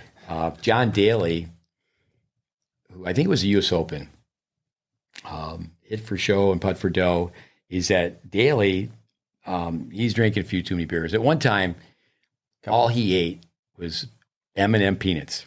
Seriously, it's really sad. And he's smoking Marlboros and he's drinking beers. Yeah. And he's done, and Tiger Woods walks by. He's done with his 18, and he's in the bar. And he just yells out to Tiger, why don't you just give it up? Come over here, we'll just have a beer. And Tiger Woods looked at Daly and said, if I had your talent, I'd join you. Yeah. And why don't you talk a little bit? I've got one thing here to wrap it up. And for me, though, it's been the Myers-Briggs. There are all sorts of other personality tests. But for me, it's more really working with understanding how people are wired and the personality. Yeah. I don't have a working handle enough to say, okay, this is what you need to do from a motor programming standpoint. For me, it's like, okay, he's gross motor skilled, fine motor skills. Well, we got to work on the whole package. There's going to be one that's more dominant than the other, but why don't you talk a little bit more about motor programming? We can wrap this up. I just got one more let's section. Go through that. So you got the 4 letters, the E and the I we talked about, the introversion, extroversion, and then the S or the N. Yeah. More in the moment or intuitive. You got the thinker, feeler, and then the J or the P. So what you want to do when you take your 4-letter acronym is you take the middle 2 letters. And so when we just talk about motor skills, gross motor skills are basically you're dealing with the large muscles. So for example, like walking. Fine motor skills is smaller muscles of the hand region. So you do like, grabbing something. And then you got speech and hearing or mouth region. So muscles that control speech, etc. And then you got the diaphragm region. So the muscles that control voice, airflow. We talk about the thoracic diaphragm.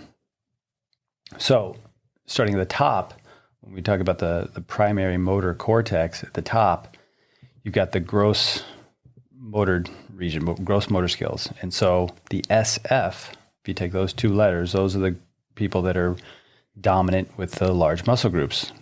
As far as their inborn, you're going to tend to use your large muscles predominantly or be able to be really good with those. And so we say large muscle groups, toe to shoulders.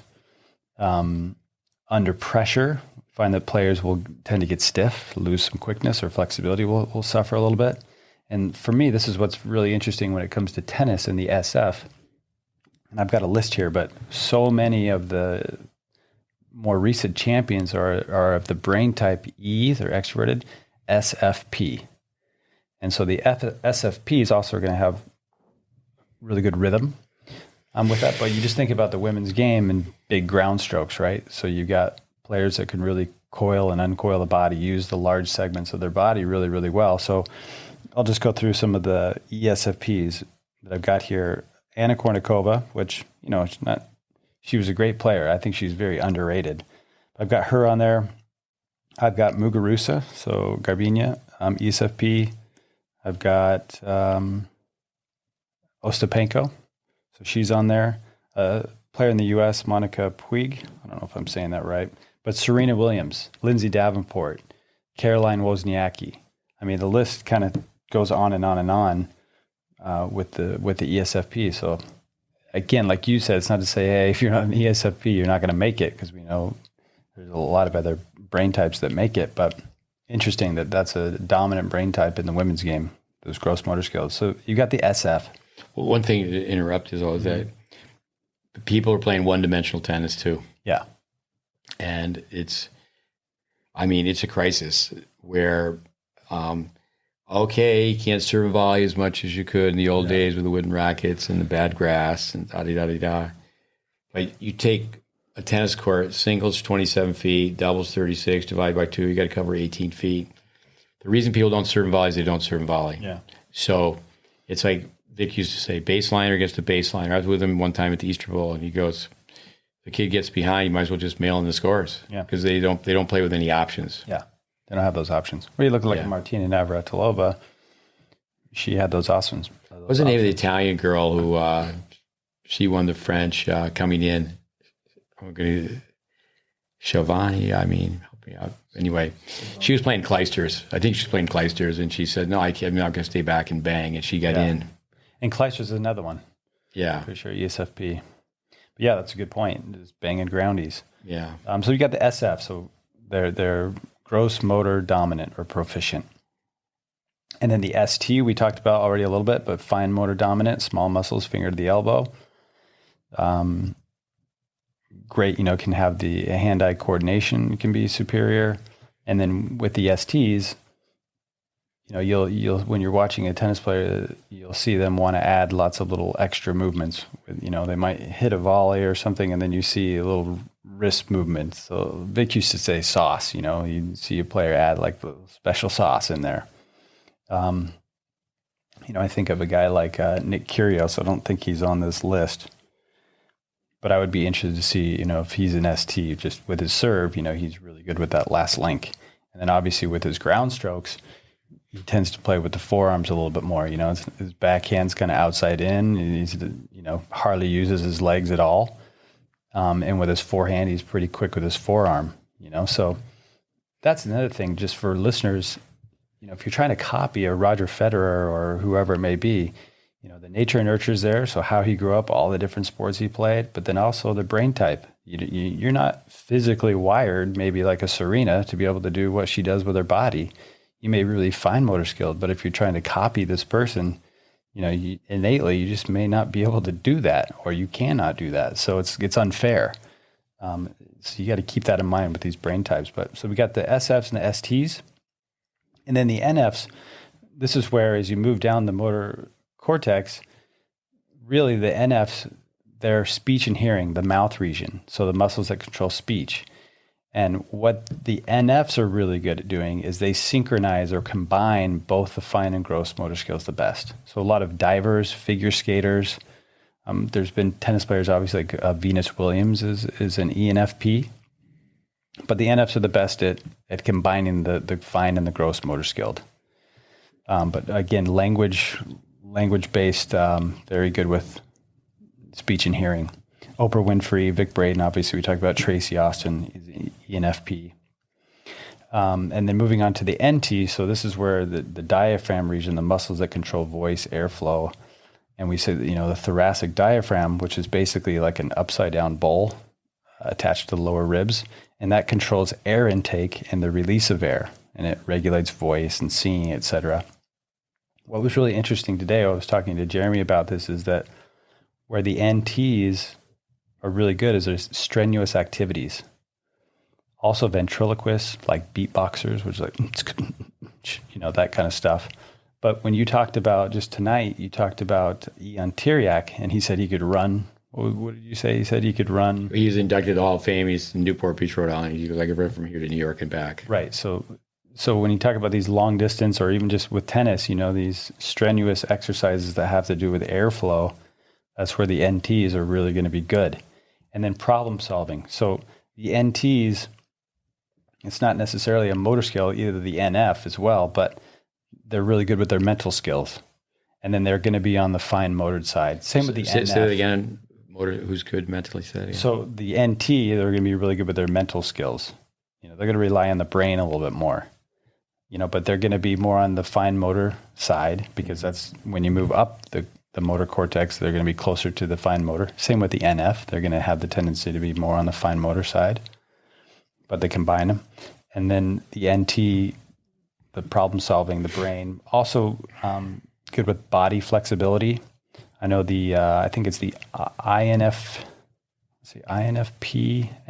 I'm pretty sure, is very pliable body flexibility, but then also the NTJ, I wrote down here, that John had said you can have some of the best mechanically sound swings in golf and pro golf.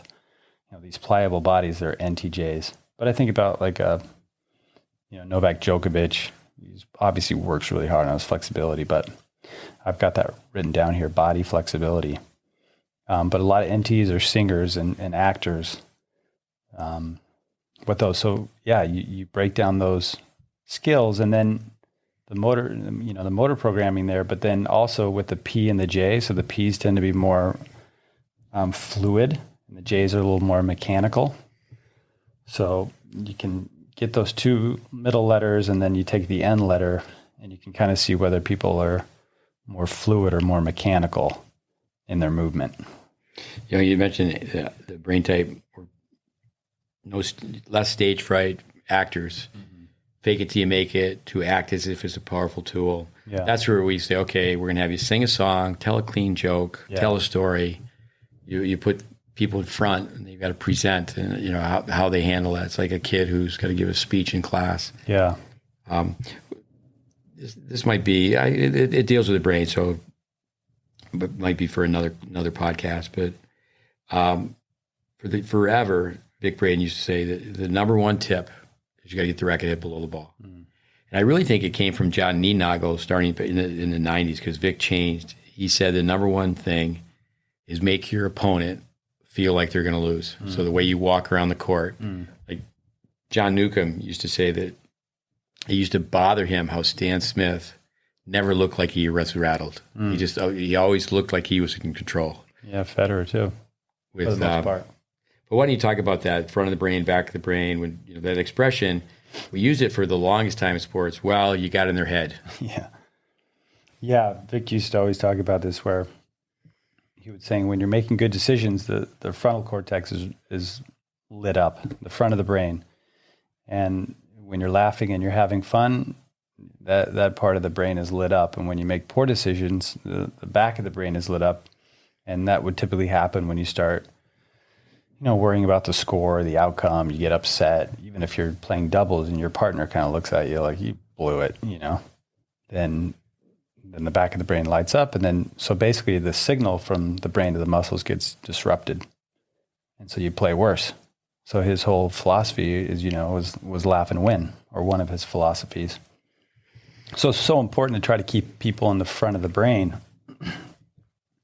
to stay in the moment. Obviously, that's part of it, but to enjoy the process, those types of things. In tennis, we talk about their strengths and weaknesses. You have to really still work on your strengths.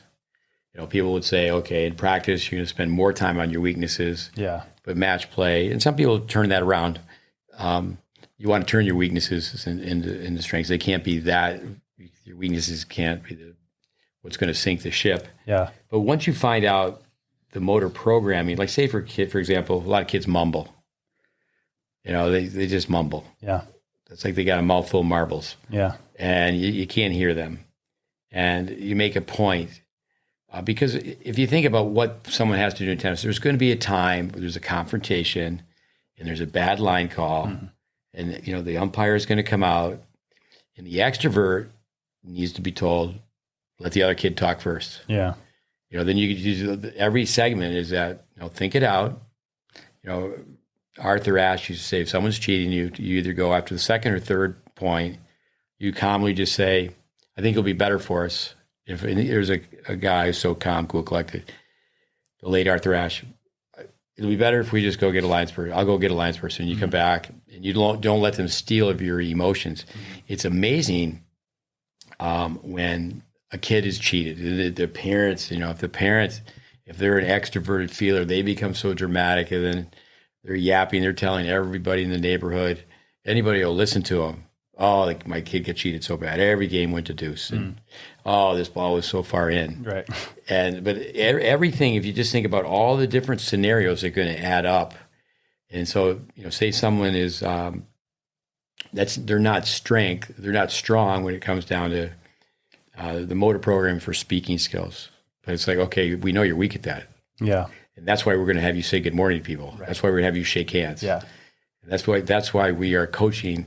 It's not just the forehand. It's not just grip, swing, body. That's where, like you said, with your tennis game, you got to work on your strengths. If you got a great forehand or whatever, you got to keep making sure you have that. I was talking to Jeremy today. I was asking him about the brain types that, let's say you're genetically wired to, you're fine motor skilled, so you're going to be proficient there. You're genetically wired from the finger to the elbow. Should you work on really maximizing that?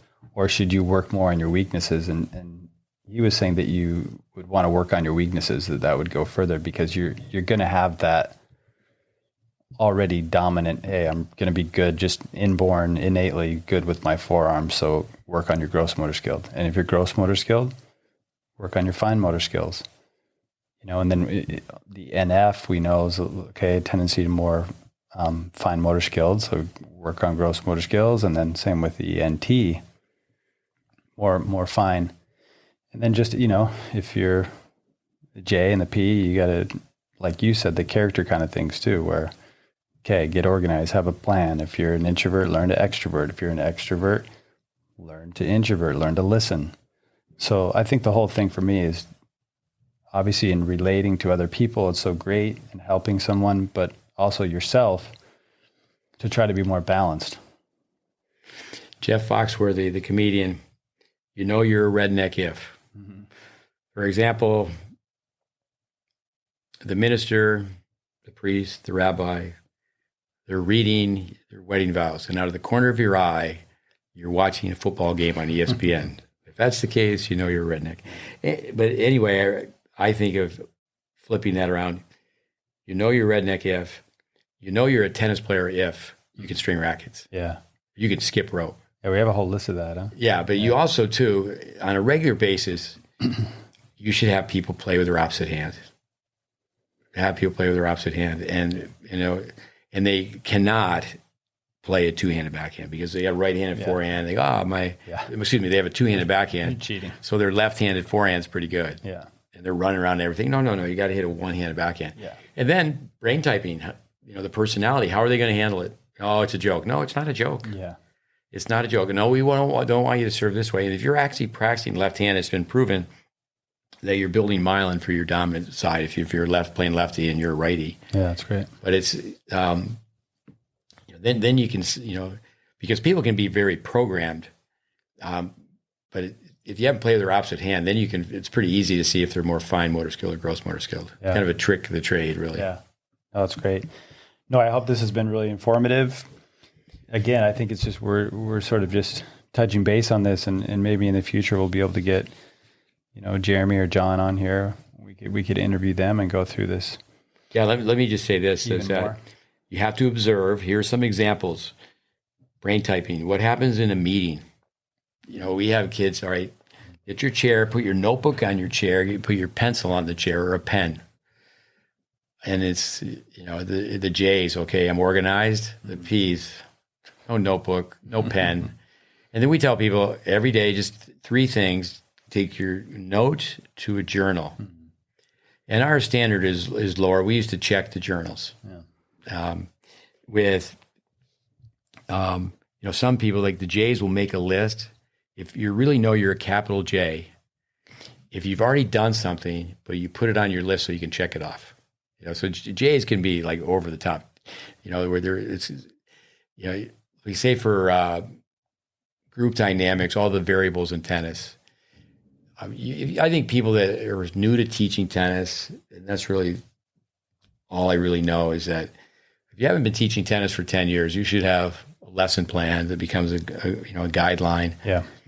But you know, if you've taught over 10 years, it's like, okay, I can go out and make this happen. Yeah. You know, like say you're at a dinner table. I mentioned riding in a van. The holidays are coming up. Buying presents, giving presents, opening presents up. There's just so many ways. Okay, let me just check this out. Let me just see what they're doing. Mm-hmm. You know, picking up balls. Yeah. Picking up balls, putting away equipment. With you know, a day off. J's plan on doing nothing. Well, I got a plan for doing nothing. Whereas, oh no, you just need to relax. The J's, okay, you need to relax a little bit. Mm-hmm. Ego definitely comes into it. It helps out people have a better feeling for it. How people respond. You know, like say this, the feelers, that's unfair. Well, hey kid, rule number 1, life's unfair. I mean, that's Bill Gates. What's our first rule is do just the opposite of what you want to do. But, you know, another thing too, is that if all these different, I mean, the pet peeve for me, kid misses a shot and they look at their racket. Yeah. Get over here. That's a problem. Right. It's not the racket. You know, I was telling somebody the other day about rackets. If you like blue, buy blue. That's a Braden line. You like red, buy red. Yeah, buy blue. But when it comes down to, like tennis owes you something, that's another Bradenism. Tennis owes you nothing. Mm. You know, the gratitude. Kids have these cell phones, or some of the kids come and stay with us every day. Call your parents up, tell them you love them, say thank you. Yeah. And then don't have it be about you. Ask them if they're asking you what you had for dinner. Yeah, be refreshing. It's just too much human contact. And, and then, you know, cut the umbilical cord. It's just too much. Mm-hmm. And kids they end up growing up at too slow rate. When you do sign up for competitive tennis, mom and dad, I mean, you're signing up like, okay, I got to grow up faster. Oh, we're still going to make it fun, but it's serious fun. Mm-hmm. It's not hit and giggle, because in the end, if you sign up for tournament tennis and those are your expectations, there won't be a lot of giggling. Yeah. But no, I think to have Jeremy on, or his dad had some problems with his health, correct? For some time now, right? I've heard that from Vic years ago. So He's hanging in there. I just wanted to let listeners know, if you want to find out more information, check out braintypes.com, and then also beyondpersonality.com. And that's where Jeremy offers services. Say it one more time. Where is that? Beyondpersonality.com. And he also told me he's coming out with a book soon. The aim is for next year sometime. So I'm going to write a book. I'm going to put it on a piece of confetti. But also, too, listeners, is Myers-Briggs. It goes way back. Yeah. Talked about Carl Jung, and it's there's so much history to it. It's really just another tool. It's an instrument. Yeah. If it's a musical instrument, it's going to take you a long time to get to a really high level. I've used it, I would say, in a different way. Not that Andy doesn't use it for personality. Andy definitely uses it much more for motor programming. Yeah, motor skills. Motor skills. Yeah. And I think that's where you have to really go to what the Niednagels have done. But just to get a very good handle on the way people are wired it's not complicated. E or I, extrovert, introvert, sensate, intuitive, thinker, feeler, judger, perceiver. Yeah. And let me just go through this one scenario. So a young kid's going to go to a slumber party. Okay, it's a little 10-year-old girl. She comes in, sees the coach, and she has a total palm-up serve. Pizza position, pull down, patty cake, hit an underspin, goes in the box every time. But she's also, during the assessments, put down, I want to go to Stanford. I want to go to Duke. I want to be big time. Mm-hmm. I want to, play Grand Slams, whatever the goal may be. But she has a doubles tournament coming up that's connected with a slumber party with her partner. And you're talking to the mom. It could be the dad, but you're talking to usually one parent, because it's not usually two of them there. Yeah. And, okay, so it's an extrovert, right? So where does the energy go? Could be an introvert, but it's an extrovert. Now it's an S. They're in the moment. Well, the tournament's coming up. No, we've already signed up. We're talking about the parent here, or the no, both. The 10-year-old's playing a doubles tournament. Yeah. Got a partner. They're having a sleepover. It's an upcoming event. It's a week away, 2 weeks away. And your delivery is, I would recommend that you take some time off from tournaments. And it's like, I can't. Excuse me. And then I think that commitment is like, well, when can you take some time off? Yeah. And that's one problem with junior tennis, is it goes 12 months a year. And years ago, the kids would play different sports in different seasons. Yep. But a simple scenario like that. So now they're a feeler. So the mom and the daughter, and they're thinking about the feelings of their partner. Yeah. And then it's go with the flow. It's a P. No, we signed up. Yeah. And there's the J. Okay, there's a little bit more of a plan. So now what we need to do, you need to change your grip. You need to do this. You need to do that. Mm-hmm. So I think what happens is too much time goes by.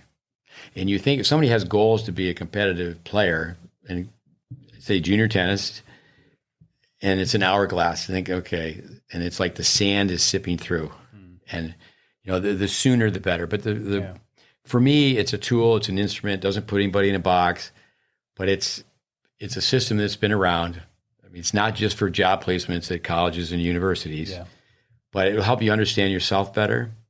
And then also, read the junior, the way they're wired, how they interact with other juniors. But I think most importantly, too, the parenting.